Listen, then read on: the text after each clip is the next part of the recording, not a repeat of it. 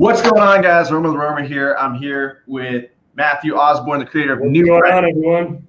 NuPrice is an awesome software because it allows you to actually see the lowest 5 FBA offers, where a lot of these other repricers don't let you see the lowest 5 offers. So you're really shooting in the dark.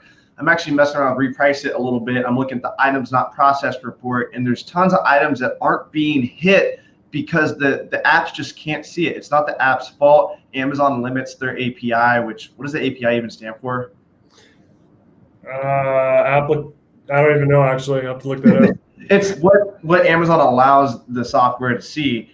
And because FBA offers are generally not in the lowest 15 offers, it makes it hard for us to make rules that actually work for these repricers. So if you set rules, I want the third FBA offer to be the price. A lot of times the app can't even see the third offer. A lot of times the app can't even see the first offer. So these apps are generally basing their decisions off of the buy box. And then if you're lucky, I don't know, like maybe like 15% can see the lowest 2 offers. So you're losing out a lot of money because in the lowest 5 FBA offers, that's all you care about. A lot of times there's a gap. Maybe the book's priced at $12. The next book's priced at $13. The next book is priced at $20. If this is a book that's ranked less than a million sales rank, you can price it at $20 and get an extra $8 profit right there. So that's why NuPrice is an awesome software. So it's application programming interface, API. Okay. All right. Gotcha. And so you want to talk a little bit about NuPrice, and this video we're going to focus on the updates, the cool things that really have allowed. Side note, look at my green screen. I just realized that I got that on there. I look ridiculous right now. We're going to go over some cool things that NuPrice is allowing us to do with really textbooks. So yeah. So like Avery was just saying, one of the biggest problems with repricers is that they use the API, and the API can deliver the lowest 15 to 20 offers. And when Caleb ran the data for that, I believe it was 90% of offers right now didn't show, 96% didn't show, 90% didn't show any FBA offers. The only FBA offer you can see is the used buy box, which most of the time is the lowest FBA offer. The only time you could see 2 was 96% of them didn't even show 2 offers. So the majority of the time when you're repricing, you're not going to see anything but the lowest FBA offer. I gave them too much credit. I said It's gone up a little. I don't know if it's because more people are maybe doing merchant fulfilled or what it is, but it has gone up. It used to be a little bit lower than that. But now almost every single book, 4% of the time you're going to see all the FBA offers. The rest of the time you're only going to see that lowest one. And so having something, especially if you're selling FBA, to be able to see the FBA offers really helps you to price more accurately. So NuPrice was something that I designed specifically for my personal Amazon business that looked nothing like it does now. It was literally a cheap little Chrome extension. All it did was basically open up 2 tabs in the background so I could see the prime prices, the merchant fill prices. Because I liked repricing manually. I liked being able to have that insight, kind of like you do if you're repricing up front. But I hated how much time it took trying to open up every tab, especially when inventory really gets up there. As Avery can tell you, it gets really, really difficult to try and manually reprice anything. Yeah. That's why everyone has this period in their business where they say, hey, it sucks to manually reprice, so I'm going to have to go with an automated repricer, but I hate automated repricers, but I'm going to do it anyway because it's the only option I have. So after I was using this and it was working well for my business, I showed Caleb, I actually showed Avery back then too. We looked at it, we're like, maybe this tool can actually work for others as well. We tweaked it a lot. Caleb and I have changed a lot on the application. We brought in a new developer to help take it kind of to the next level. So what you're seeing is a lot different than the very first thing I was just using to manually reprice my inventory. But hopefully all the stuff we've added will help you guys reprice your inventory a lot more accurately and a lot quicker than you would if you were just manually repricing. How many are you able to reprice in an hour? What? How many are you able to reprice per hour? I haven't tried that recently to see what it is. It really depends on what books I'm repricing. If I'm repricing really, really old inventory, like 9 times out of 10, I'm going to be matching the buy box. And so that's a super easy way to reprice quickly because I can just go down and click. And if I see something that's a bigger gap, and I see maybe it's a lower sales rank, I might price second or third or something. But if it's old inventory, it's almost always going to be matching the buy box with the way I reprice. So that's going to be the quickest by far. If it's brand new inventory that I'm pricing for the first time, it's going to take a little bit longer. But I'm actually going to add something into this sometime soon just for fun since it's simple. where you can start a new session and see how many books you've repriced, maybe the average price you've set, and also the time you've been doing it. So you can see, hey, I repriced 500 books in 30 minutes, or I've repriced 100 books in 30 minutes, and actually be able to see that and kind of track your progress. Because I can tell you, if you're going through page after page, sometimes you kind of feel a little unmotivated doing it over and over again. But you can see, hey, I just beat my last record. I repriced this many books, or I've gotten down to this average price, or whatever it is. Maybe it can be a little more motivating and kind of gamify it as you go through it. Right. So you might add some simple feature like that to be able to see how fast you're repricing with it. Nice. Yeah, I was super excited when it came out, and I instantly made a manual for my virtual assistant, and I put the rules that I wanted my repricer to do. I put those rules, so like 0 to 60 days, this is what I want to happen. 60 to 120 days, this is what I want to happen, based on like the different ranks. And I wrote those rules out and gave it to my virtual assistant, but then I was like, shit, it's not going to know when we repriced it. So like if I have 2 assistants doing this task, or if I want just for fun to go in and reprice some stuff myself, I don't know if my assistant already touched it. And that's one of the updates you just did, was now you can see, you can go on Reprice, NuPrice, not Reprice. You can go on NuPrice and you can see, I repriced this book 5 days ago, 15 days ago. How long does the memory last? It's stored on the cache, so as long as you don't delete your cache, it's going to store indefinitely. Okay, so it could say like repriced 300 days ago, if that's how long. Yeah, no, it'll say repriced 300 days ago. Yeah, but it's still going to have the same cache and memory. Yeah, it'll say repriced 300 days ago. You can see the top one says repriced today. Yeah, so, yeah, repriced today. And if I hover over, it'll say previous price was $17.06. Oh, nice. And now it's at $15.98. So it was repriced down as an example there, because it looks like prices have gone down since this was originally done. But we can throw it back up and just click it there, and it's going to reprice it then. And now we can see it was repriced today, and I'll say previous price was $15.98. So you can kind of track and see what it was. But you can also see if it's been repriced, you can skip over it. And for 24 hours, it'll show up blue. So that way when you're going through, you can easily see what's been repriced. After 24 hours, it'll just say repriced yesterday or repriced 3 days ago, etc. One of the other issues I had with NuPrice starting out, like I was super pumped about it, but then I was like, what about textbooks? You know, you want to price textbooks. So sometimes I'm actually opening up keepagraphs for these books, because lowest 5 offers aren't enough information for me. I'm opening up a keepagraph and I'm saying during textbook season, this book set. Oh, nice. You can just hover over it. And yeah, I'm looking at that. I'm like, okay, early May. That's weird. It's got a May spike. But for that book, May. Yeah, it's January textbook right here, because you can see in September, November, it actually sold a whole lot less. Yeah. Well, I guess September there was textbook season, and winter it stopped selling, and then yeah, it's weird. It's more like February it almost started selling. There's not a huge price spike regardless, but if the textbook did show a price spike, I'm like, I want this to be at least at the price spike, because that black line on Keepa is showing the lowest merchant offer. So I want to come in at least at the lowest merchant offer. And if right now it's $25 theoretically, I'm not talking about this book. If the book's $25, but I see that on average it spikes to $60. I don't want that book to sell for less than $60. So I would go in and I would type in $60, but I'm like, shit, number one, we at the time we couldn't see when we last repriced it, so we wouldn't know, did we already reprice this one? And number two, I have my virtual assistant go in and reprice every 2 weeks. So she's going to reprice this, 8 more times before textbook season. So Matthew came out with this feature now to where you can actually, correct me if I'm wrong, but you can lock in the price, correct? So you can price it at 60 and then click lock, and it won't let you touch it unless you unlock it. So what we're going to use that for is we're going to lock all of our textbooks and take a step back, and then we can reassess those textbooks during textbook season.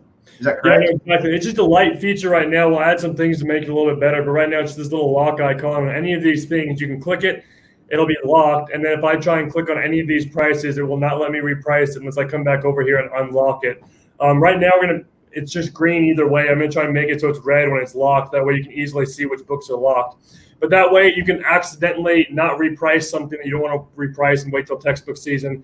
Then when textbook season goes around, you can come back through here, click all the red ones, unlock them, and you can start repricing those. And it saves this. So if I close down the program and reopen it, this exact SKU, what it's tied to, will remain locked so I don't accidentally reprice that if I don't want to. Gotcha. Yeah. There's no seasonality metric yet. Is that going to be something potentially in the future, or is that just too hard to really come up with? Should we just be hovering over the Keepa icon? Hovering over the Keepa is the easiest way to do it right now. There's nothing we can build in at the moment that shows that. It's definitely a potential. It's not saying it's impossible to do. I will say this, if you guys really want to get the most bang for your buck, because now that I know about that lock option, I am going to go back and reprice a lot of my inventory and lock it.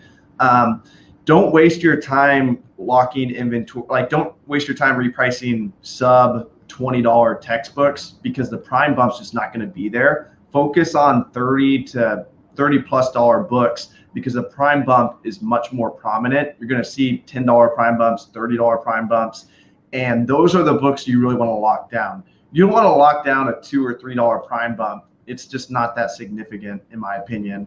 So that's a pro tip. I think Caleb made a video on that a while back. The biggest predictor, or the biggest correlation with prime bumps, was price. And it's just ratio. The higher the price gets, the higher the prime bump's going to get.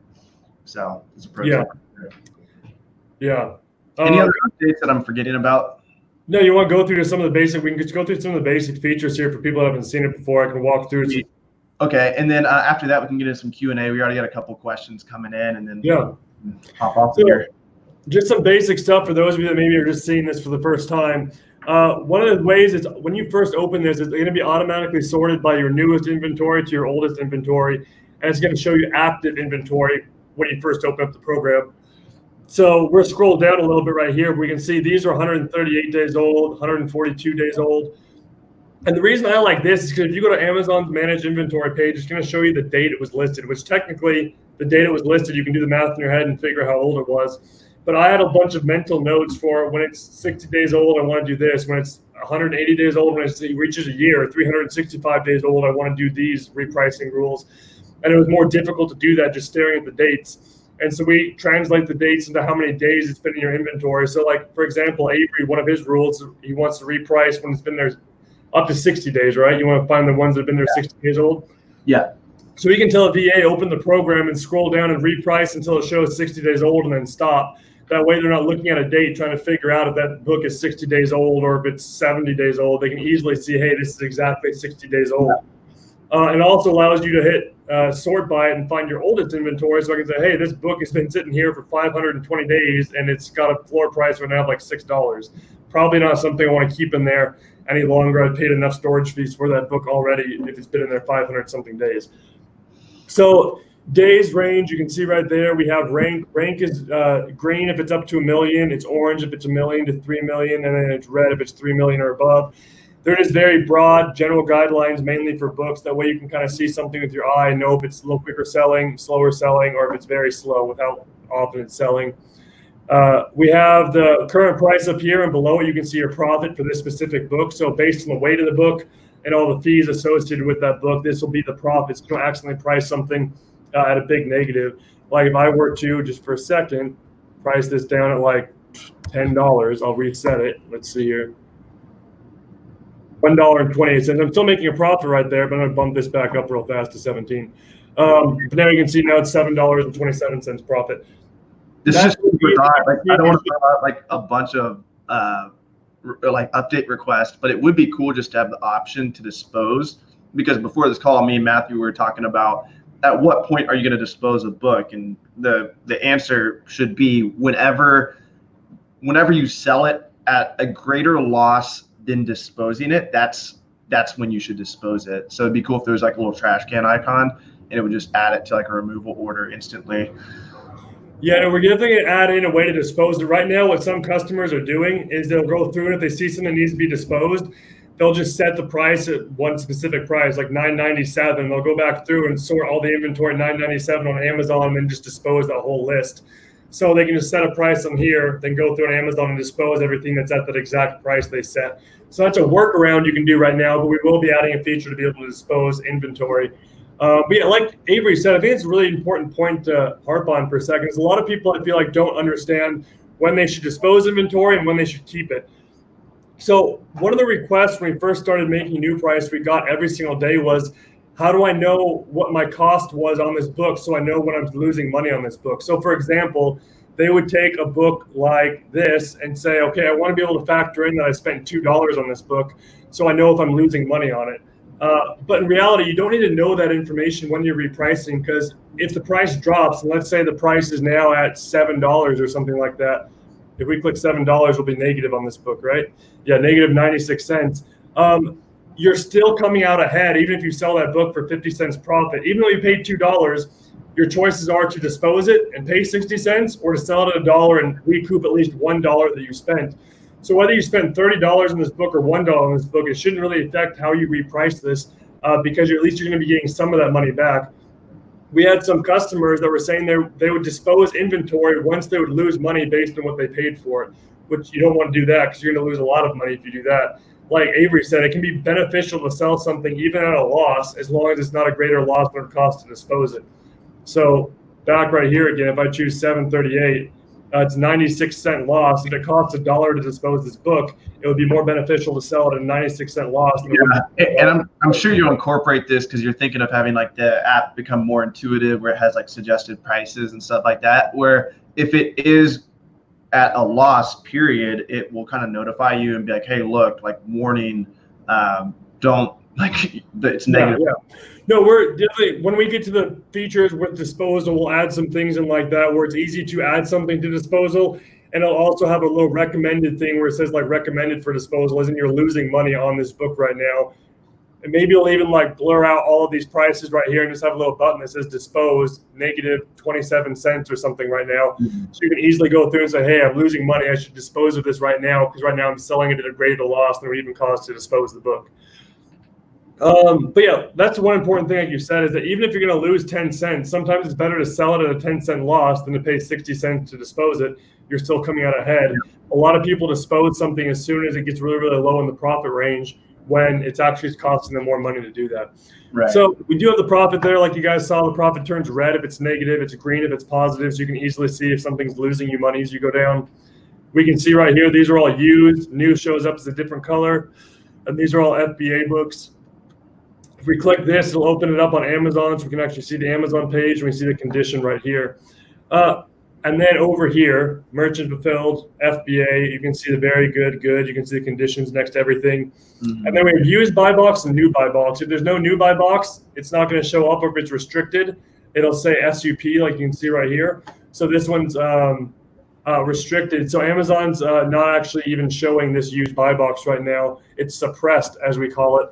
So you can know right now, even though the used buy box would probably be this FBA offer, right now it's only showing a new buy box, and they have to click through to see all the offers if they want to do used. So you can easily see that here, and it can help you adjust your price based on that. And we can see that for these books. So this one has new and used buy box. Neither of those are suppressed. And then if I just click on any of these, it'll reprice that book instantly for us, and it'll show up on Amazon. For those of you that are using this, I'll give you a few tips right now if you're experiencing any issues. So the way NuPrice works is it's looking everything up on your computer to be able to figure out what these prices are. So if you've got slower internet, you can go up here to settings, choose networking, and you can say slow network connection, normal network, or fast network connection. Where is it?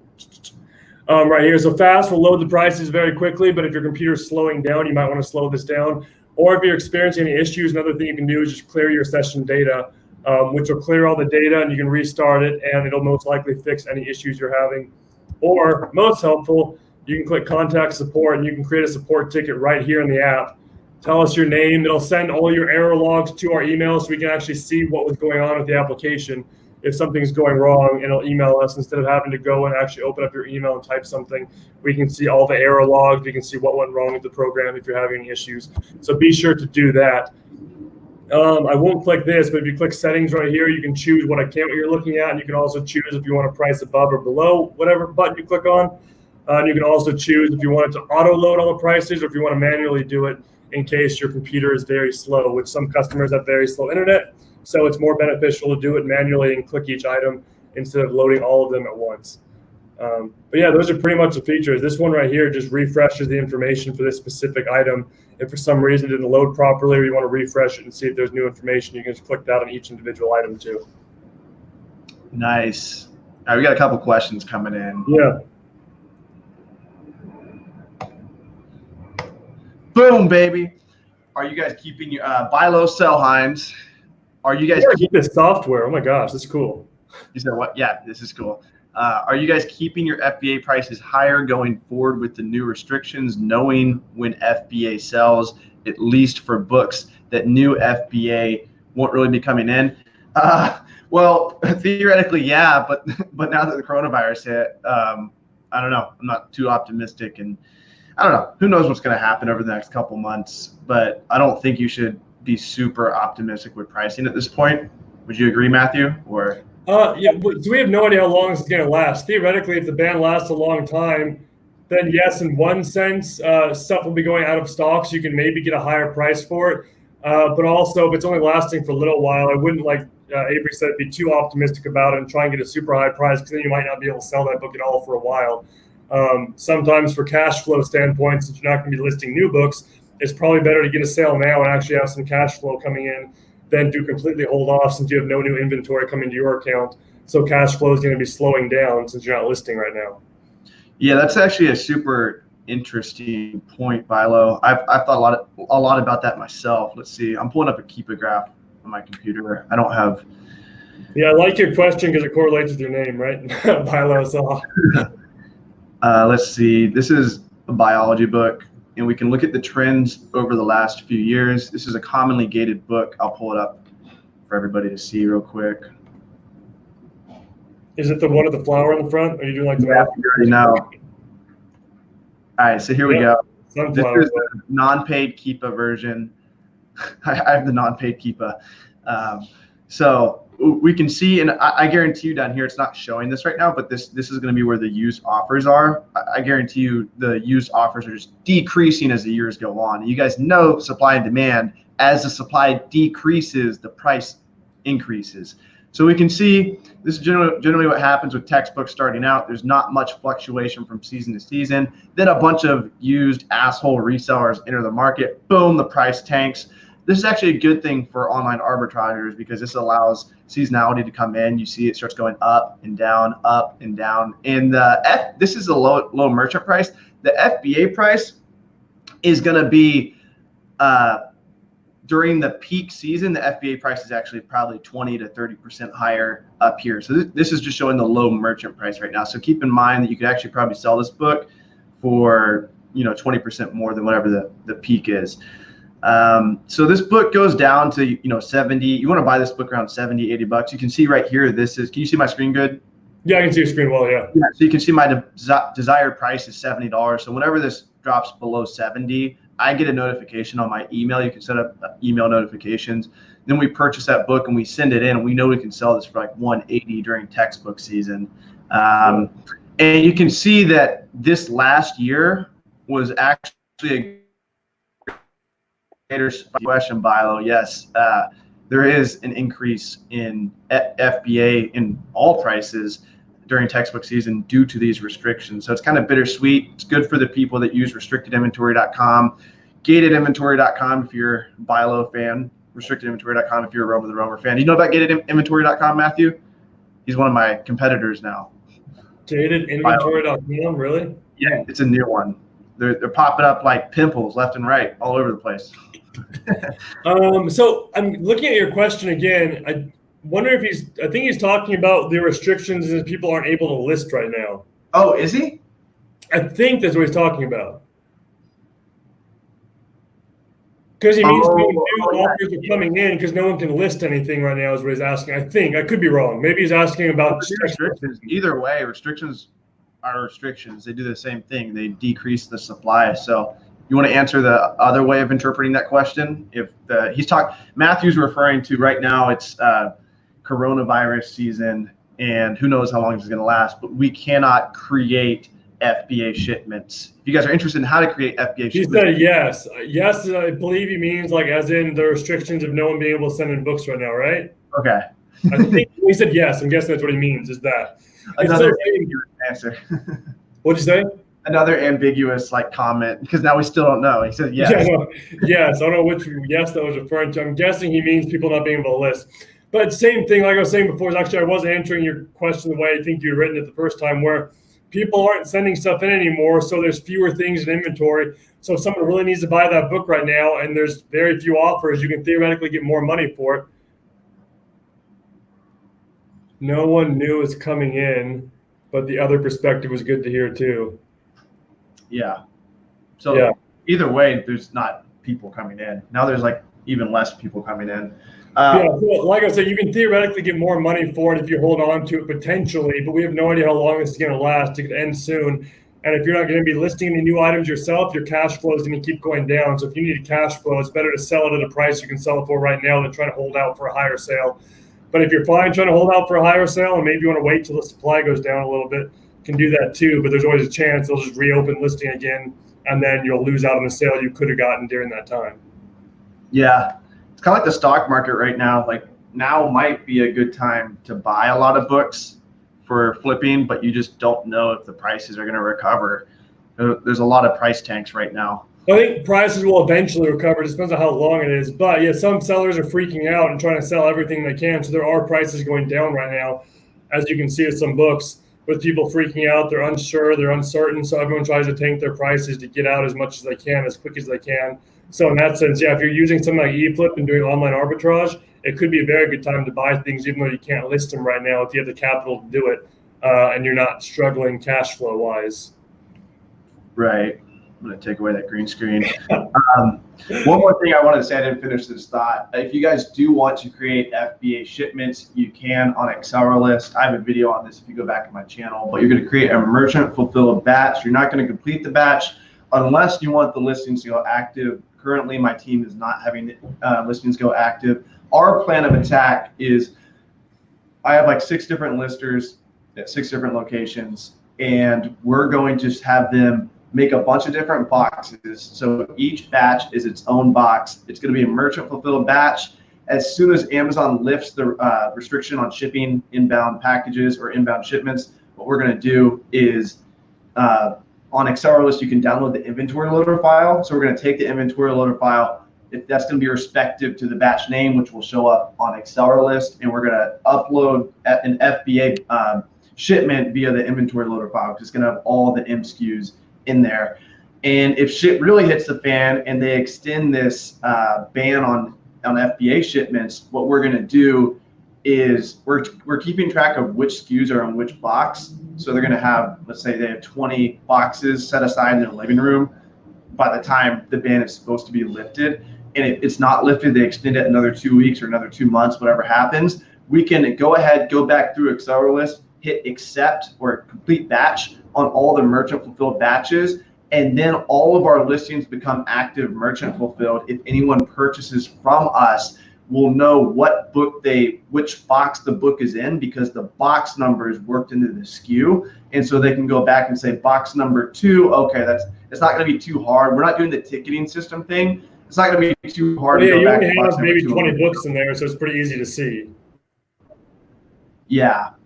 It's going to be a little bit more complicated with the media, because we can fit like 100 media items, so we might have to think something different with that. But right now, we're not going to just change our whole business model because it's a little minor hiccup. Like I think Amazon's a fucking beast. Like they're going to come back. It's just a matter of when. I think it's going to come back sooner. I don't think they're going to extend it, because first of all, they're hiring a bunch of new people. They already have their systems down, so they have some more volume right now with those normal everyday supplies, which is why they cut it off. But once they get a handle on that, which I'm sure Amazon will quickly, granted, it depends on how long the virus goes on, but people are all stuck at home right now. What do people want to do? They want to buy books. They want to buy something to entertain them. They want to have things shipped to their house, and Amazon's the epicenter for that for the entire country right now. So they want to, as soon as they can, it's more profitable for them to open up FBA shipments again and actually have these items coming in to be able to ship out, because this is a big opportunity for Amazon revenue-wise, because everyone's stuck in their house wanting to order online and have things like books to entertain them during a crisis like this. So I think Amazon sooner than later is going to open it back up. I don't foresee them keeping it closed for a long time. It's not in their best interest, and I don't think it's overloading them enough that they have to do that, but I could be wrong. Side note, the coronavirus can live for 24 hours on cardboard. So if you order a book, leave it. Don't touch it for 24 hours. You're doing OA. Tell your listeners not not to touch the stuff for 24 hours. It does live on plastic for like 7 days, they say. So CDs and DVDs, a little bit different story. But I appreciate you coming on, man. Bilo has one more comment. He says, I appreciate the answer, guys. Nice to hear the views on books compared to other categories. It's a nice picture, Bilo. I know. It's so cool. They have a picture on their YouTube one. It's nice to see some of the picture. Yeah. Shout out Jason Ortiz out of Texas. He says, what's up, guys? Oh, Jason. Yeah, I know Jason. He was at the Turn the Page event. Yeah. We got all that. Right. I'm pretty sure Caleb has my shirt. I think you gave him 2 shirts. I think I've got one from Armadillo. I ended up not getting one because it was a little bit too big, I think. But I have it somewhere in my room. But where can they find you at? Do you have Instagram, Facebook, YouTube? Yeah, it's easy. My name's just Matthew Osborn on all those different platforms. So YouTube, it's Matthew Osborn if you type it in. And then, of course, ScoutIQ is just scoutiq.co. NuPrice is newprice.co. eFlip, all of our softwares are .co. So it's pretty simple to get to any of our softwares. Type in the name and type in .co, and you can get there real fast. Sweet. And you have a good amount of book content helping people source, but you also are the person, I follow you because you give updates on the software first, obviously, because you're the creator. So yeah. So software updates and just sourcing and things like that. Yeah, we have eFlip sourcing tutorials. Some mindset stuff on YouTube. Heard you interviewed Romer the Romer once. I know this guy came on for the while. I got very low views. I don't know why. Just no views on that one. I'm just kidding. Yeah. But yeah, I got some interviews on there that are really cool too with some different people. It's cool to see interviews with different sellers because so many people sell for not only different reasons, but they have completely different goals. And it's cool to see how each person develops their business because they're drastically different from each other. And you get so many ideas just talking to people like Avery and see how they do their business because chances are they're doing something better than you are. And vice versa, and you guys can always learn from each other. So watch interviews, especially even things like this, where you can learn something, a little tidbit here and there that someone's doing something different than you, and it can increase your workflow, optimize everything, and everyone benefits. 100%. Like, comment, subscribe. What'd you say? So thanks for having me on. Oh, for sure. Like, comment, subscribe, dislike, do what you got to do. Peace out, family. Much love.